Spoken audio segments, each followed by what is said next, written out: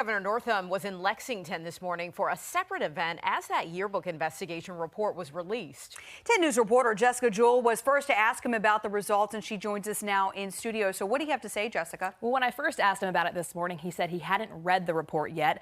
That falls in line with what we learned in the news conference Shane went to, that his office didn't receive the full report until 10 this morning, which was in the middle of his tour in Lexington. He did answer a few quick questions, including how he can move forward as the leader of the Commonwealth.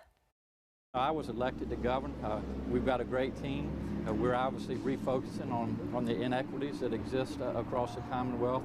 But I look forward to the next 3 years of our administration, and we're going to keep Virginia the best state and the best country in the world. So thank you all so much. That lines up with this that Northam said in his statement this afternoon. In visits with local leaders across the Commonwealth, I have engaged in frank and necessary dialogue on how I can best utilize the power of the governor's office to enact meaningful progress on issues of equity and better focus our administration's efforts for the remainder of my term.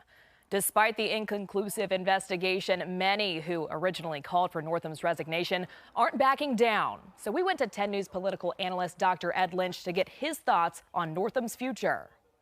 I think he finishes out his term. I think that he'll probably get some disinvitations like he did recently to VMI. I think there'll be more of that, but not enough to seriously impede his work as governor, for better or for worse. Lynch says Northam's future depends on how two groups react today, Democrats and minorities. And we are hearing from some of those groups tonight. I'll have their reaction tonight on 10 News at 6. In studio, I'm Jessica Jewell, 10 News, working for you.